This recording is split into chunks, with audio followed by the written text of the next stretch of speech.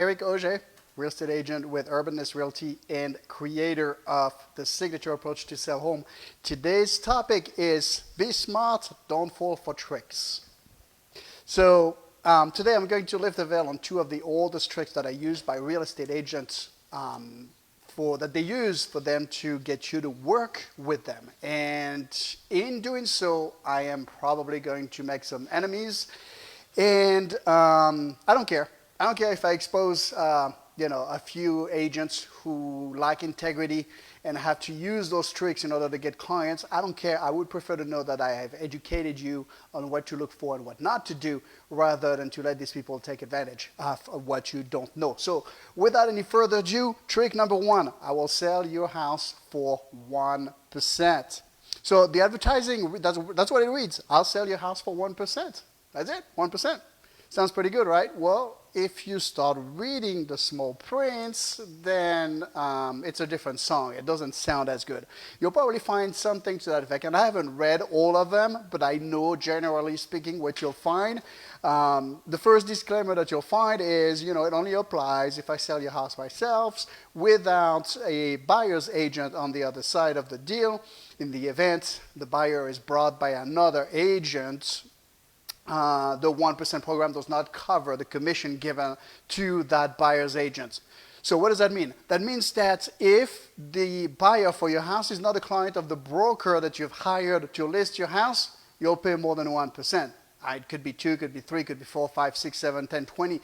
Commission are negotiable. That's not the point. The point is that the 1% is in 90% of the cases not 1%, because about 90% of homes sell through the MLS through an other agent. So that's the first thing that I really do not like about that approach. And the second thing is that you'll find another limitation in there that would say the 1% program only applies if you agree to buy your new home using my services. So not only now are you not paying 1%, but on top of that, you're kind of hostage to that guy. Now, if he does a great job, fantastic, there's no problem, everybody's happy. But if he doesn't, guess who's stuck? That's you. That's not fair to me. I don't think it is. And the last disclaimer that you'll probably see is that something to the effect that the 1% program is an entry-level program that includes a limited number of services. Read between the lines means pictures in the MLS. You can upgrade to a higher, more effective marketing package if you'd like for an additional fee. Of course you can. Now, some of the agents will actually take that even further, and they'll say, for 1%, I will have your house on 200 different websites. 200 websites. Can you imagine how many that is?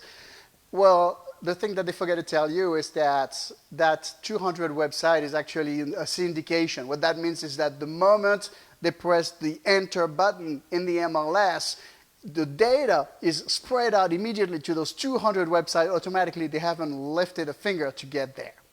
So this is another aspect of the 1% program that I do not like. And I don't know about you, but if I wanted to sell my house for the maximum possible price, quickly, without stress, without wasting money, or without wasting time, I'd want the full marketing enchilada. I wouldn't just want pictures in the MLS. I mean, it could work if your house is already absolutely spectacular, but that's rarely the case. There is always room for improvement, and to get you more.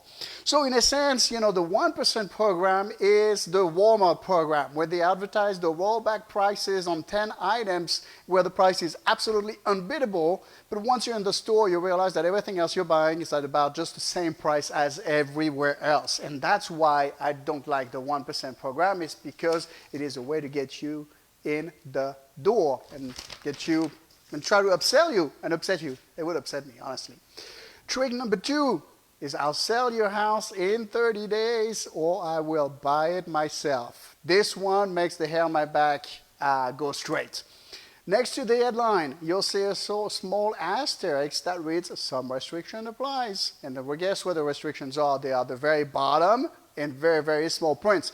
Now, I'm only expressing my opinion here. This is just what I think. But I don't think that any agent in his right mind really wants to buy your house, or at least not for the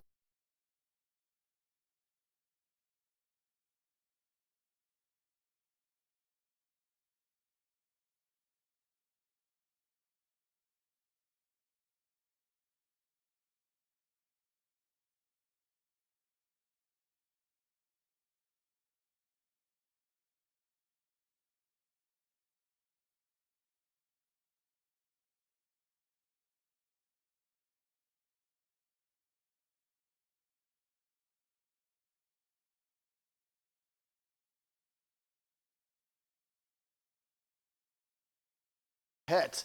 Now, the agent will tell you, oh, the market will take care of itself. It will do its thing. You know, the house will look so cheap that people will just run through it and we'll get multiple offers and then we'll get the price where it needs to be. Not true. Not in every market. Not all the time. And honestly, it's a $60,000 gamble that you're taking. I don't know if you want to take that kind of gamble. I wouldn't. Anyway, the next restriction that you'll find is a seller must agree to a preset schedule of price reductions if the house does not sell within a set number of days. So what does that mean? That means if you have your house on the market for 90% of its value, so $540,000, it still hasn't sold in 7 days, you have already agreed ahead of time to reduce by another 5%. So now you're losing 15% of the value of your house, and because you have signed on the line and you have agreed to it ahead of time, there's nothing you can do. I don't know about you, but this is upsetting. I would never take that kind of offer. Regardless of what the agent does, whether he does a good job or he does a poor job, you end up paying the price and he gets his commission. I don't know. Anyway. Then the final straw. If the agent ends up buying the house in the very unlikely event that the agent ends up buying the house, you agree to give him an additional discount equal to the commission to which you had agreed in the first place. So now we're talking about 15%. Remember, 10 and then 5. That will be the best case scenario. And let's say you agreed to 6 or 7%. You'd have to agree to discount that price again, and that's what that agent will agree to buy your house for. No home seller in his right mind would take that offer. And that's exactly how it is designed. It is designed to make it so unattractive on the back end of it that there's absolutely no risk for that agent to buy your house. So this is the second trick. Now, I'm not saying that all real estate agents are bad. There's actually some very, very good agents. I'm friends with a lot of them that are good friends, that do a very good business and are honest, and a lot of them that I look up to and that I observe and I learn from because they are so good at what they do. But we have enough bad, rotten apples in the business for you to be careful and for you to have to know what to look for. So if you ever come across any of these two programs, it's a big red flag. Run. I would. I can't tell you what to do, but I would run.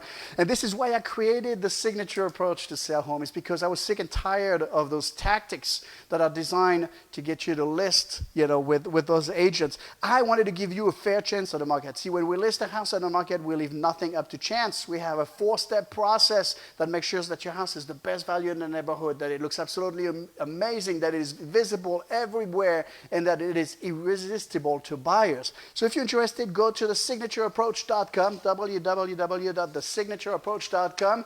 And as a bonus, I have 3 pre-listing appraisals still available. Can you believe it? Nobody took advantage of any of them. I'm shocked. What it is, it's about a $300 value. We'll have an appraiser come through your house and tell us how much it is worth. So if a buyer ever tries to nickel and dime you and tell you that your house is worth than what we're asking for it, we can just give him the report and give him a good half hour to read and let us know how he thinks that your house is not worth what you think it is worth. Again, the website is www.thesignatureapproach.com, and I will see you tomorrow. Cheers.